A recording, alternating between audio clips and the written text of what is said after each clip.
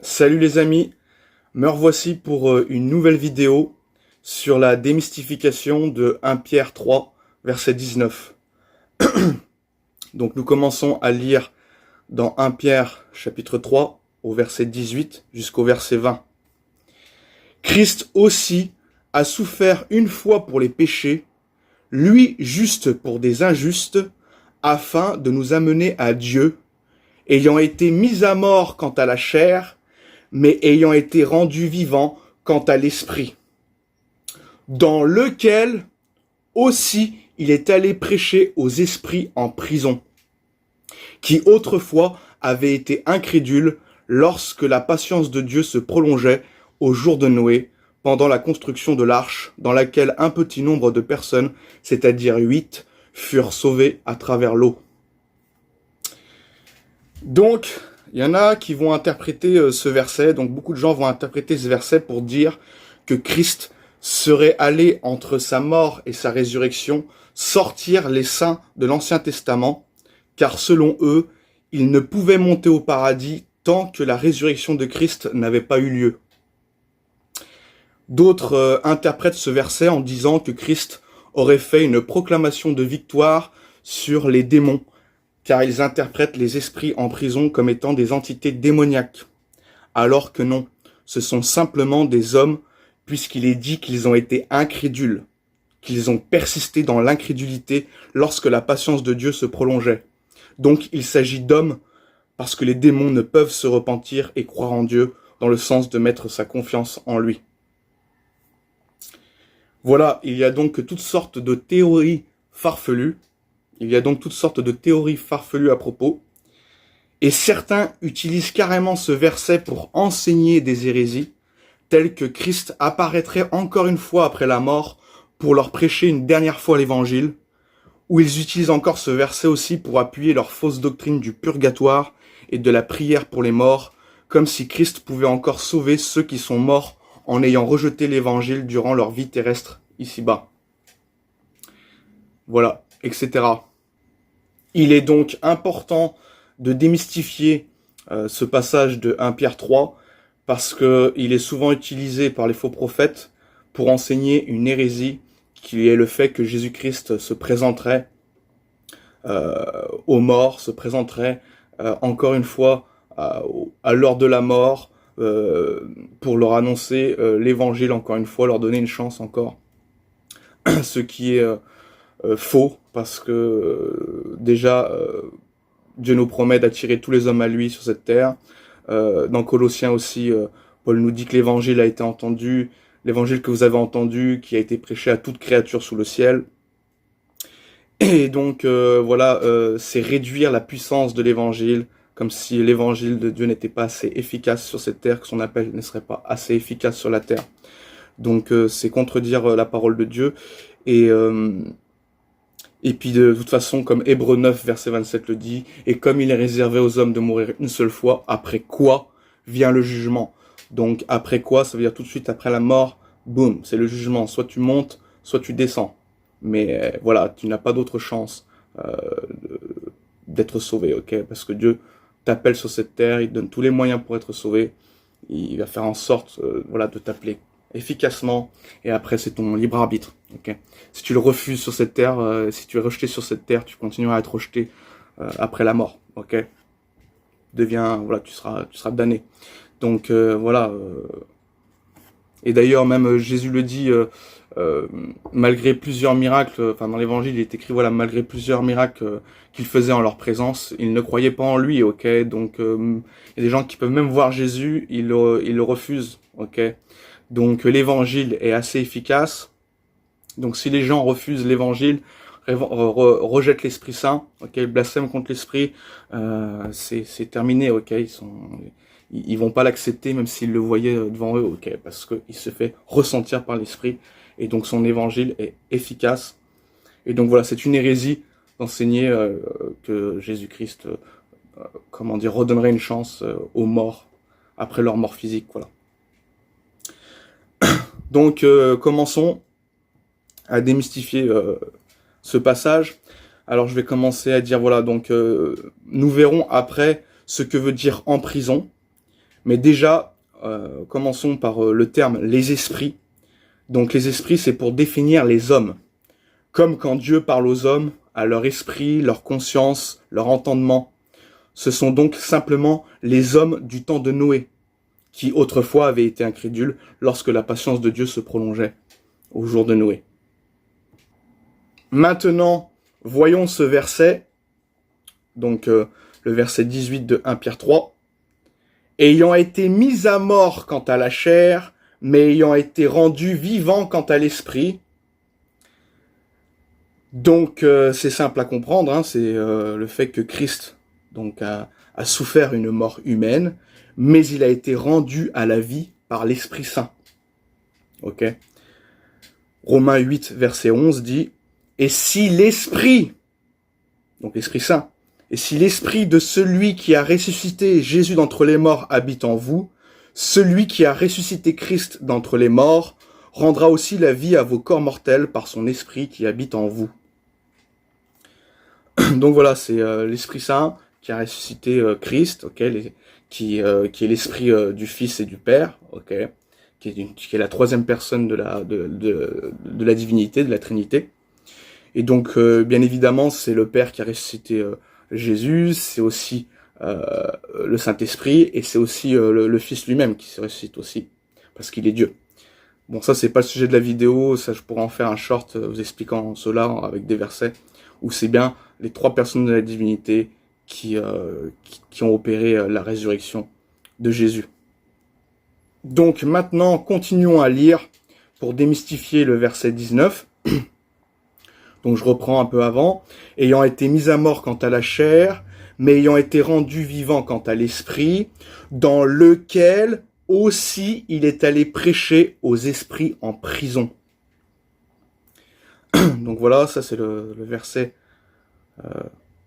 à démystifier, le plus important de ce passage.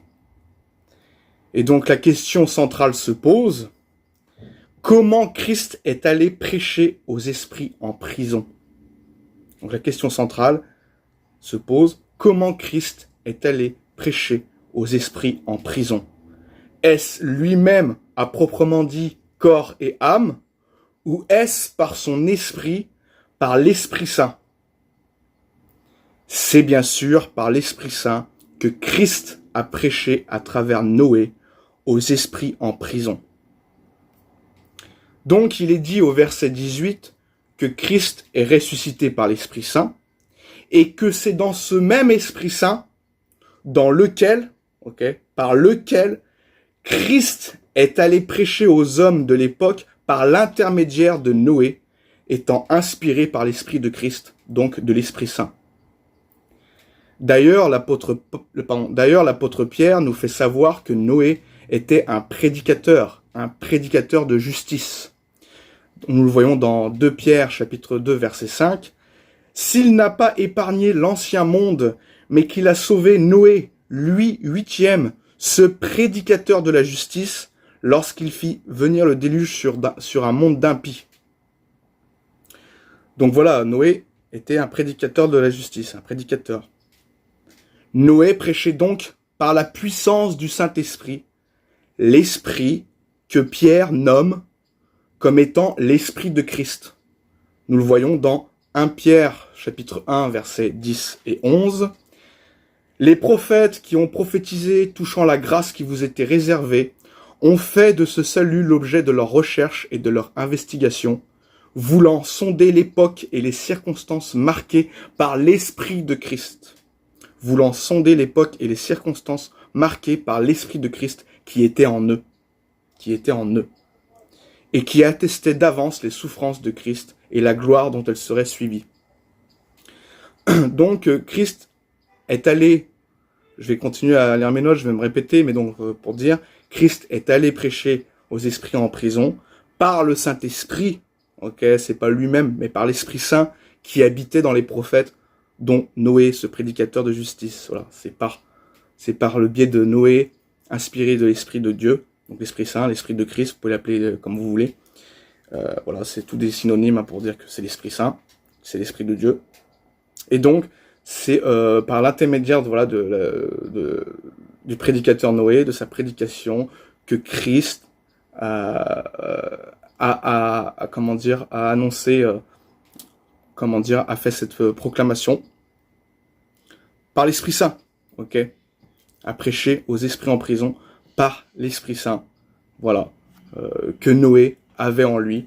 Donc voilà, c'est une façon de dire que l'Esprit Saint, que Jésus est aussi, et qu'il fait qu'un avec l'Esprit, et donc par l'Esprit, comme il fait qu'un avec le Père, et donc par l'Esprit, Jésus est allé prêcher aux hommes de l'époque, donc par l'Esprit Saint, c'est pas lui-même, via le prédicateur Noé, prédicateur de la justice, ok, pour les hommes de l'époque. Vous m'avez compris? Et nous savons donc que les hommes et les femmes de la génération de Noé, malgré la patience de Dieu qui retardait le jugement, donc le déluge à venir, ont rejeté cette proclamation.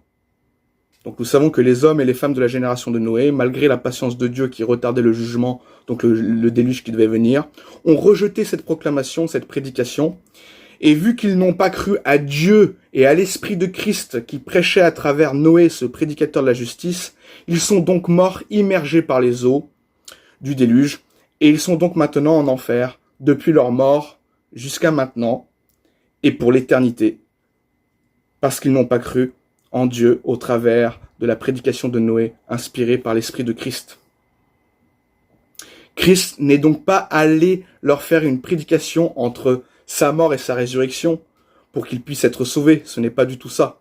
Car déjà, ça contredirait Hébreux 9, 27, qui dit que le sort de tous les hommes, c'est la mort physique, et qu'après quoi vient le jugement. Donc directement après la mort, tu entres en jugement. Voilà, Dieu a donné aux hommes impies de l'époque de Noé la chance d'être sauvés par sa prédication au travers de Noé et aussi par sa patience envers eux. Voilà, ce n'est donc pas que Christ soit descendu dans les enfers ou le séjour des morts pour sortir des âmes qui n'auraient pas entendu l'évangile, etc. Toutes ces théories farfelues. Mais il s'agit que Christ a prêché par son esprit, donc par l'Esprit Saint, au travers de Noé, aux hommes du temps de Noé, tout simplement. Ces hommes dont l'esprit était captif, prisonnier de la condamnation éternelle, puisqu'ils ne croyaient pas en Dieu et en sa prédication sortant de la bouche de Noé. Je me répète, mais donc nous comprenons que c'est l'Esprit de Christ et non Christ lui-même à proprement dit, mais que c'est Christ par son Esprit qu'il est allé prêcher aux esprits en prison par l'intermédiaire de Noé. C'est-à-dire que Christ a prêché aux hommes de l'époque à travers Noé, ce prédicateur de la justice, qui avait l'Esprit de Christ. Voyons maintenant ce que veut dire en prison. Ces esprits en prison. Donc ces esprits, nous savons que ce sont les hommes, mais voyons maintenant le terme en prison. Donc ces esprits en prison ne veut pas dire que ces hommes étaient littéralement en enfer. Le mot prison ne fait pas référence que ces hommes étaient au séjour des morts, dans le Sheol ou bien dans l'enfer, mais plutôt que leurs âmes, dans leur propre chair vivante, étaient prisonnières, vouées à la prison, après la mort, à la captivité, c'est-à-dire l'enfer, qui est la seconde mort. Ils étaient vivants, tout en étant captifs de cette condamnation éternelle. Et s'ils n'étaient pas restés incrédules et qu'ils ne s'étaient pas moqués de l'Esprit de Christ qui prêchait à travers Noé, ce prédicateur de la justice, ils auraient été sauvés, délivrés, premièrement de la mort spirituelle, c'est-à-dire de l'enfer, et secondairement, ils auraient pu sûrement entrer dans l'arche. Malheureusement, seul Noé et sa famille furent justifiés, puisqu'apparemment, il ne restait plus que seuls qui croyaient en Dieu. Il faut donc savoir que nous étions tous captifs, c'est-à-dire prisonniers des liens de la mort spirituelle, de la seconde mort. Mais Jésus-Christ a vaincu la mort, il est ressuscité, et c'est le premier-né des morts, et par lui nous ressusciterons. Il a payé à notre place le salaire du péché. Donc, lorsque nous croyons en Jésus-Christ, nous sommes délivrés de cette captivité qui nous attendait, de cette prison qui est la mort, la seconde mort, qui est donc l'enfer, la séparation éternelle d'avec Dieu. Comme le dit Apocalypse 1, versets 5 et 6, de la part de Jésus-Christ, le témoin fidèle, le premier-né des morts et le prince des rois de la terre, à celui qui nous aime, qui nous a délivrés de nos péchés par son sang, et qui a fait de nous un royaume, des sacrificateurs pour Dieu son Père. À lui soit la gloire et la puissance au siècle des siècles. Amen. Donc, si nous ne croyons pas, ok, mais si nous ne croyons pas, nous demeurons captifs, prisonniers de cette mort spirituelle inévitable qui est l'enfer. Si donc Jésus-Christ n'était pas venu mourir à la croix pour nous, alors tous nous demeurerions captifs, c'est-à-dire condamnés. Voilà, les hommes sont captifs par défaut. Leur fin aurait dû être la prison, c'est-à-dire l'enfer. Si Christ n'était pas venu mourir à la croix pour les hommes, il vivrait sur terre en étant inévitablement prisonnier de l'enfer. Mais Jésus nous a délivrés de cette destination. Nous le voyons dans Colossiens 1, verset 13, qui nous a délivrés de la puissance des ténèbres et nous a transportés dans le royaume du Fils de son amour. Voilà, Jésus nous a délivrés du jugement de l'enfer, pour ceux qui ont cru, bien sûr. Ce qui n'était pas le cas des contemporains de Noé. C'est pourquoi, mes amis, Jésus est la bonne nouvelle, et qu'il commença également son ministère en citant la prophétie d'Ésaïe à son sujet. Donc je répète, c'est pourquoi, mes amis, Jésus est la bonne nouvelle, et qu'il commença également son ministère en citant la prophétie d'Ésaïe à son sujet. Luc 4, verset 18. « L'Esprit du Seigneur est sur moi, parce qu'il m'a oint pour annoncer une bonne nouvelle aux pauvres. Il m'a envoyé pour guérir ceux qui ont le cœur brisé, pour proclamer aux captifs la délivrance et aux aveugles le recouvrement de la vue, pour renvoyer libres les opprimés. » Donc pour proclamer aux captifs la délivrance et aux aveugles le recouvrement de la vue, pour renvoyer libres les opprimés.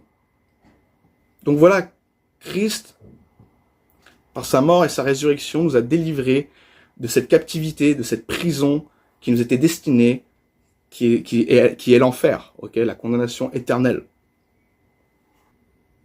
Voyons encore d'autres versets nous prouvant que le terme « les esprits en prison » se réfère simplement aux hommes qui vivent sur terre tout en étant captifs, c'est-à-dire prisonniers de la seconde mort, de l'enfer, qu'ils doivent subir après leur mort physique s'ils n'acceptent pas de croire en Christ, afin d'être délivrés de ce jugement éternel. Nous voyons cela dans Ésaïe 42, versets 6 et 7.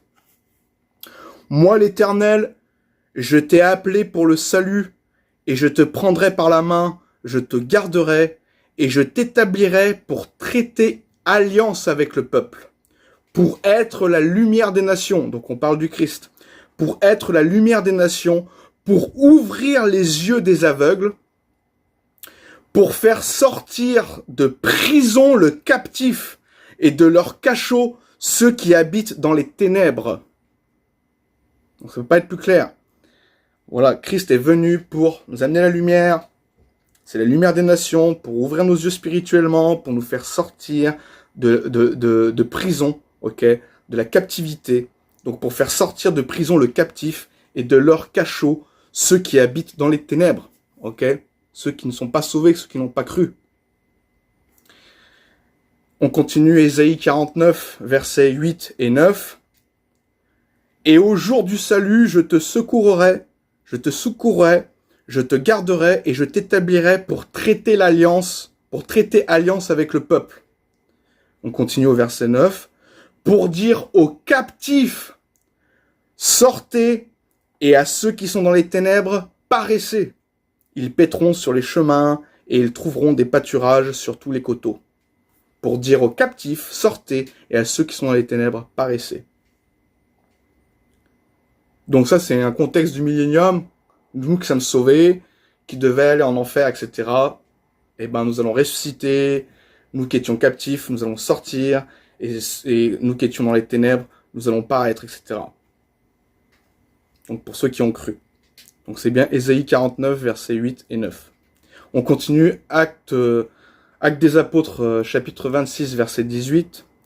Afin que tu leur ouvres les yeux pour qu'ils passent des ténèbres à la lumière et de la puissance de Satan à Dieu, pour qu'ils reçoivent par la foi en moi le pardon des péchés et l'héritage avec les sanctifiés. Donc je répète, afin que tu leur ouvres les yeux pour qu'ils passent des ténèbres à la lumière et de la puissance de Satan à Dieu, pour qu'ils reçoivent par la foi en moi le pardon des péchés et l'héritage avec les sanctifiés. Ça c'est Actes des Apôtres, chapitre 26, verset 18. On voit encore dans Matthieu 4, verset 16, « Ce peuple, assis dans les ténèbres, a vu une grande lumière, et sur ceux qui étaient assis dans la région et l'ombre de la mort, la lumière s'est levée. » Ce peuple assis dans les ténèbres a vu une grande lumière, et sur ceux qui étaient assis dans la région et l'ombre de la mort, la lumière s'est levée.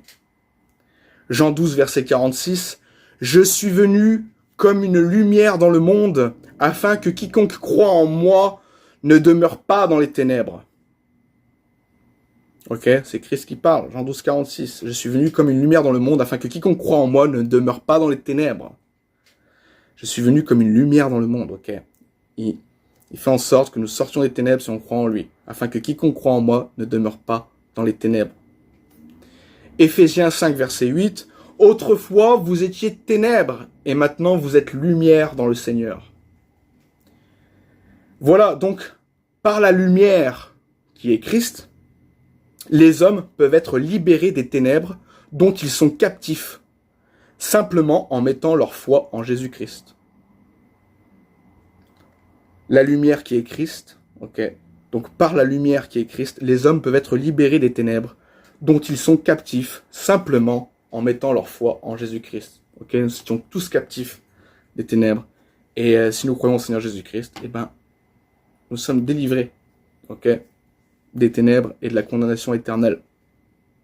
Vous m'avez compris? Et encore, nous savons que Jésus est venu rendre la vue aux aveugles, physiquement, ça on le sait.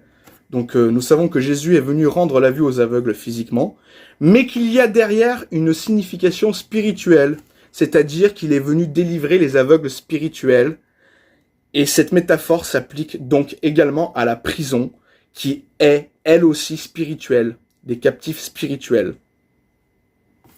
Nous voyons dans Ésaïe 29, verset 18, « En ce jour-là, les sourds entendront les paroles du livre, et délivrés de l'obscurité et des ténèbres, les yeux des aveugles verront. »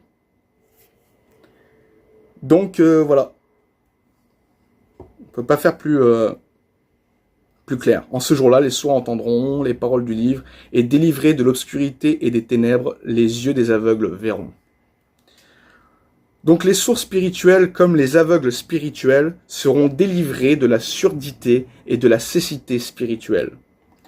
Jean 9, verset 39, « Je suis venu dans ce monde pour un jugement, pour que ceux qui ne voient point, voient, et que ceux qui voient deviennent aveugles. » Et donc voilà, Jésus est en train de réprimander les pharisiens, en train de leur dire, voilà, eux ils voyaient, ils avaient les Écritures, ils connaissaient les Écritures aussi, et donc ils avaient tout pour croire au Messie, ils connaissaient les prophéties, et comme ils n'ont pas voulu croire, et ben Dieu les a rendus aveugles, ok. Et justement, que ceux qui ne voyaient pas, à cause de ces autorités religieuses, les pharisiens, etc., qui fermaient le royaume des cieux en prêchant, des choses fausses par rapport au Messie, etc., et ben ceux-là ont vu, ok, parce qu'ils avaient un cœur sincère. Et donc Jésus est venu dans le monde pour un jugement, pour que ceux qui ne voient point voient, donc ceux qui étaient en porte-à-tout-vent de doctrine, enfin pas tout en doctrine, mais je veux dire qui ne connaissaient pas bien les Écritures, quand le Messie devait venir, etc., et qui avaient un cœur sincère, et ben ces gens qui ne connaissaient pas, eh ben, ils ont vu, et donc Dieu leur a donné, donc eux, ils étaient aveugles, et donc Dieu leur a donné la vue, ok, spirituelle, et donc ils sont sauvés. Et que justement, ceux qui voyaient ces choses-là, les pharisiens, les faux, etc., qui rejetaient le Messie, qui avaient bien compris que c'était le Messie, eh ben, Dieu les a rendus aveugles. Afin qu'ils ne soient pas sauvés et guéris. Parce qu'ils ont rejeté Christ, et donc Christ les a rejetés en retour. Ok, voilà, c'est quand même... Voilà, je vous ai sorti pas mal de versets pour comprendre que les captifs, c'est pas ceux qui sont qui étaient en enfer ceux qui sont morts et qui sont en enfer et que Jésus est venu les délivrer de l'enfer. Non, il parle que ceux qui sont sur cette terre et qui étaient captifs justement de la condamnation éternelle, comme nous tous, nous devrions être condamnés à l'enfer. Ben, Jésus-Christ est venu, et donc pour ceux qui croient, voilà, ben, nous sommes délivrés. Donc quand nous croyons à la lumière qui est Christ, en la vérité, ben, nous sommes délivrés de cette captivité, cette prison qui était inévitable, ok? Et donc voilà, si on a cru, c'est bon, nous sommes délivrés de cette captivité. Nous ne sommes pas destinés à la prison éternelle, à l'enfer éternel. Et ceux justement qui ont rejeté l'évangile, eh ben, ils vont demeurer dans cette captivité, et après leur mort, ils iront clairement dans cette captivité physique, et spirituelle, ils iront en enfer, quoi, tout simplement, ok?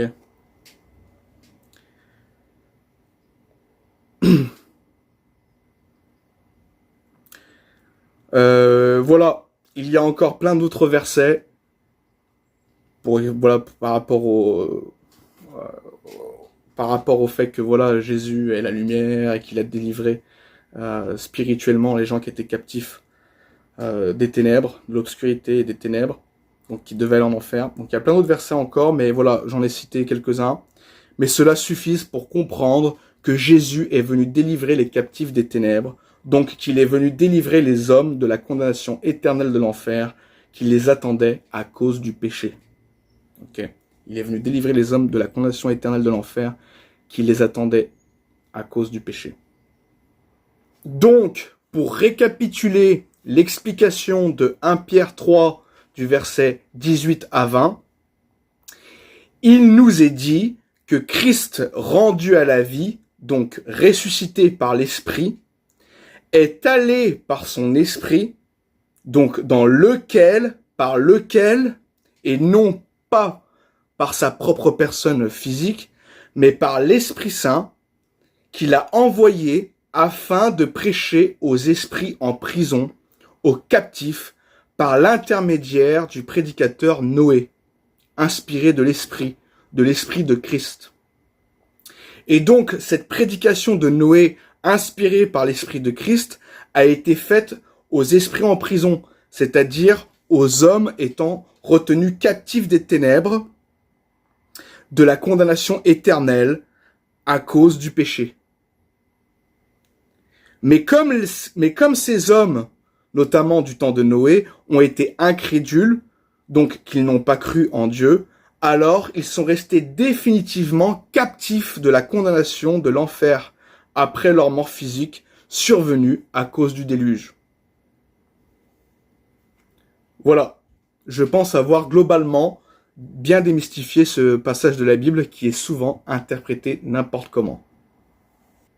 Et maintenant, pour presque terminer, voyons aussi un autre verset de la Bible que des faux prophètes tordent, comme Arnaud Dumouche, la mouche de la mort, c'est la mouche tsetse, pour dire que Dieu se présenterait à l'heure de la mort afin de donner encore une chance de repentance aux défunts, comme si l'évangile pouvait être encore annoncé à des défunts après leur vie terrestre.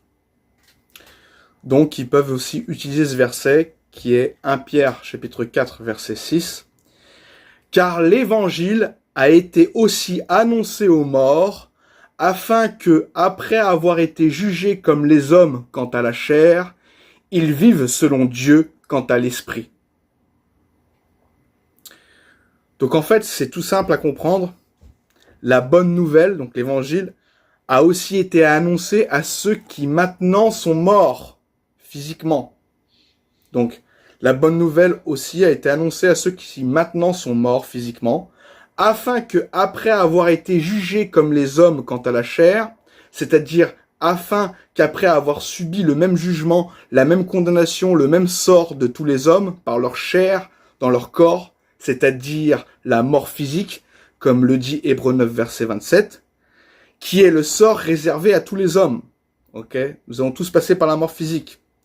Donc, après cela, donc la condamnation qui atteint tous les hommes, que tu sois sauvé ou non sauvé, c'est-à-dire la mort physique.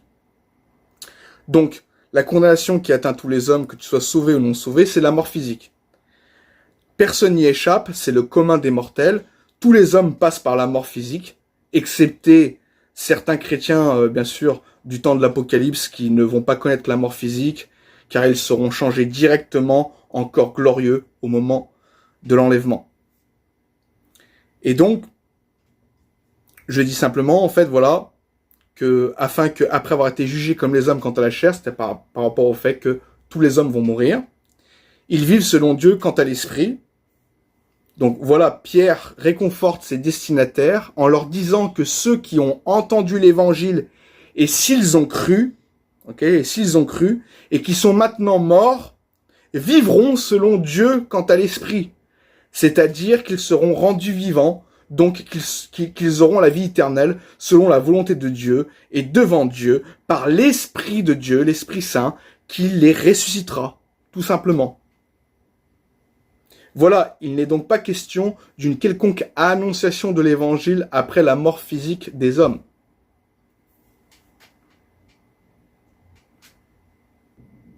Donc, l'apôtre Pierre ne dit pas que l'annonciation de l'évangile peut être faite après la mort physique. Il dit simplement que l'évangile a été aussi annoncé aux morts, donc ceux qui ont été vivants sur la terre et qui sont morts, ils ont reçu l'évangile aussi. Et donc, après avoir été jugés comme les hommes quant à la chair, c'est-à-dire après avoir vécu la mort physique, qui est le sort de tous les hommes, eh ben, ils vivent selon Dieu quant à l'esprit. Ok, s'ils ont cru, ils ressusciteront selon Dieu, selon l'esprit, ok, quant à l'esprit. Vous avez compris, ok? Voilà, et pour terminer, le verset 5 de 1 Pierre 4 dit que Christ est prêt à juger les vivants et les morts. C'est-à-dire que Christ jugera ceux qui vivent à présent et qui vont mourir, ceux aussi qui sont déjà morts, et ceux qui seront vivants durant son retour. Voilà, c'est pour dire que Dieu n'épargnera et n'oubliera personne. Il jugera absolument toute l'humanité, depuis Adam jusqu'au dernier homme. Les uns ressusciteront pour la vie éternelle, parce qu'ils auront cru de leur vivant sur la terre, et les autres ressusciteront pour la condamnation éternelle de l'enfer, parce qu'ils n'auront pas cru de leur vivant sur la terre. Voilà, tout simplement. Quand on dit que Jésus est le juge des vivants et des morts, il parle pas des morts comme s'il allait annoncer encore l'évangile aux morts après leur mort physique. Non, il dit que voilà, il est le juge des vivants présentement, comme là où nous sommes vivants, et des morts aussi, qui ont vécu sur cette terre et qui ont eu l'opportunité d'être sauvés. Et s'ils ont cru, ils ressusciteront. S'ils n'ont pas cru, ils iront à la condamnation éternelle. Et pareil pour nous, là, nous sommes vivants. Si nous avons cru, nous sommes déjà passés de la mort à la vie éternelle, ok? Et pareil, voilà, nous allons mourir. Après, nous attendons la rédemption de notre corps, ok? Nous attendons notre résurrection. Et donc, il y en a qui vont ressusciter. Ceux qui sont sauvés vont ressusciter pour la vie éternelle. Ceux qui ne sont pas sauvés, qui n'ont pas cru dans leur temps terrestre, ressusciteront pour la condamnation éternelle. Ok mes amis, voilà, c'était un peu complexe, mais je pense que voilà, vous avez compris. Donc voilà, pour faire une